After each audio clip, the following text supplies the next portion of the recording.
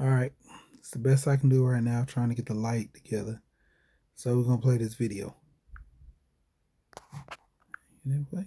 Who has consistently attempted to use race to divide. And I think the American people want better than that, want better than Trump this. talk. We all have dreams and want a president who invests in those, not in division. The cost of rent, groceries, and utilities is too high. So here's what we're going to do about it. We will lower housing costs by building more homes and crack down on landlords who are charging too much. We will lower your food and grocery bills. First off, let's start with the building more homes and crack down on landlords. You got to put a mandate in place for them not to charge high. You can't tell them to reduce their rates. You can only tell them that they can't overcharge you. That's one. Two, you got to sit here and you buy more houses. Building more houses. Pardon my that. Building more houses. You would literally have to talk to the builders, or you have to get with a company that's going to be government backed that only build affordable houses for people. You can't tell a builder how to price their homes when you're not giving them incentives. That's first and foremost. So let's keep going. If I'm a builder, it's in my best interest to do a deal with the government. Get that out of here. And saying that you're going to give me X amount of dollars for every home I sell under budget. Average house in America, well, let's just go to Atlanta. The average house in Atlanta, a decent house will run you about $200,000 to $250,000. That's a decent house. Got on a shirt, just around here lounging. But the point of reference that I'm saying is, you literally have to drop the price at least by 150. So at minimum, the people that's below average can afford. So when you run the numbers, it's not beneficial for a builder to build a house in society right now where they're going to be losing.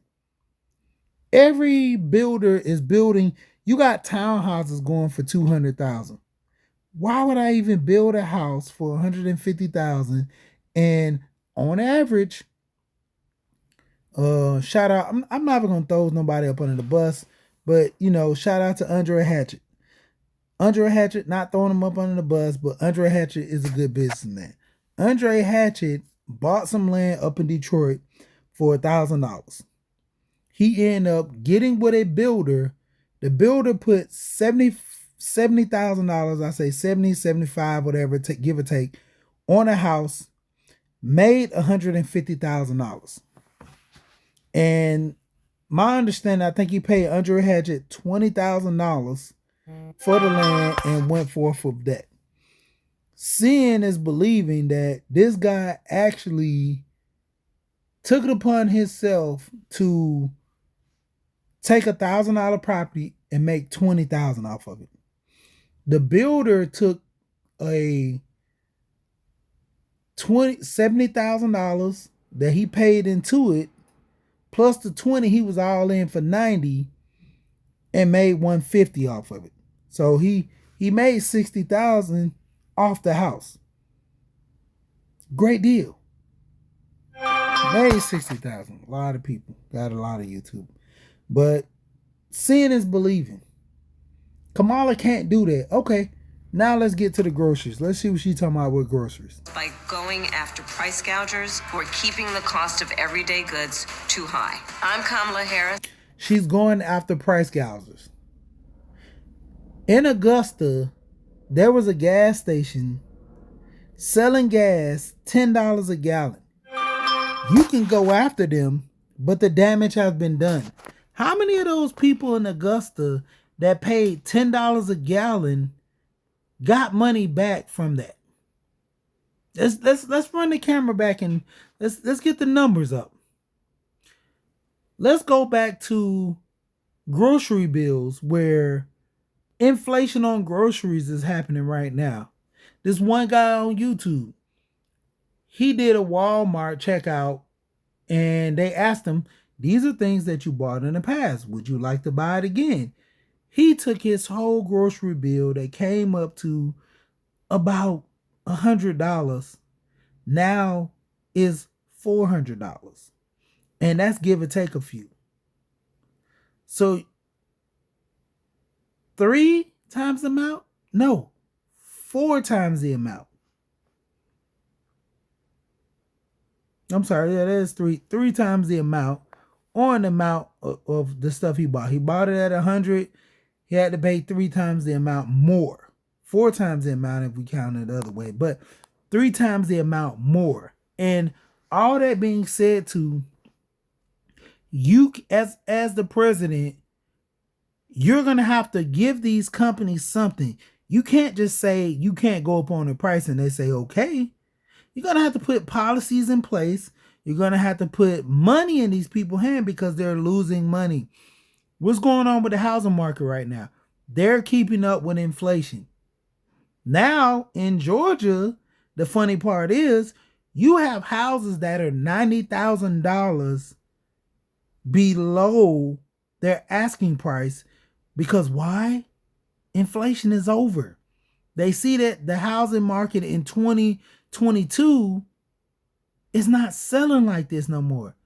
2 years later, they think they still getting the same prices.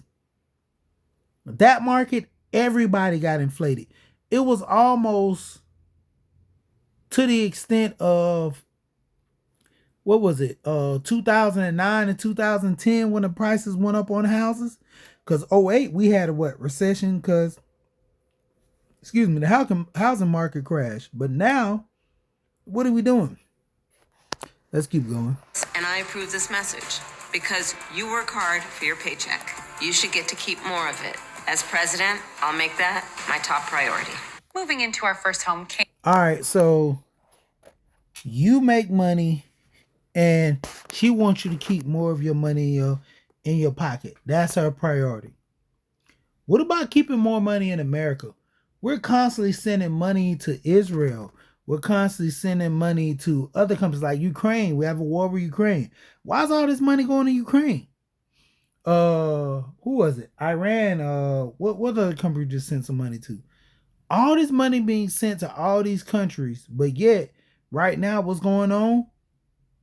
Asheville, Hurricane what? Helena just happened. And what's going on with all these people? You're giving them $750. Plus, we got the migrants. We sending millions overseas. Who's benefiting more from this? These are some other videos I recorded, they're at the bottom, but the majority is, it's literally crazy how we're giving so many other countries money, but we can't look out for our own people. We pay taxes on this. We pay taxes to go overseas.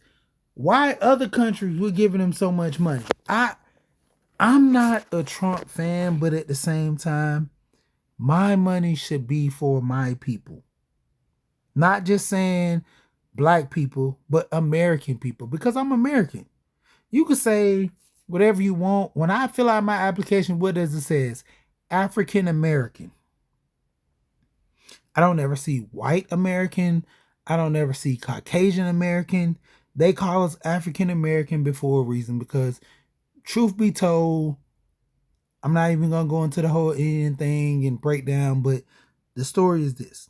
When it comes down to it, we're American.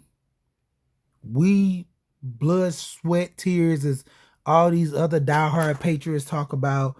We built America, just like some, but mostly of us built the White House, worked in the White House, built railroads, drove in trains and dealt with the railroads, cars, the Patterson Company, the assembly line before the Model T, but I don't even want to go in that. That's a whole nother story. But the point of it is, I'm American just as apple pie, and I'm not going nowhere.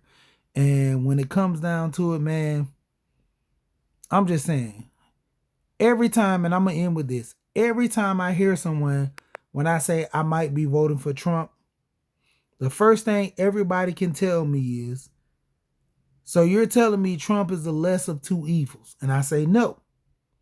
And when I ask, tell me why I should vote for Kamala, why you should vote for Trump.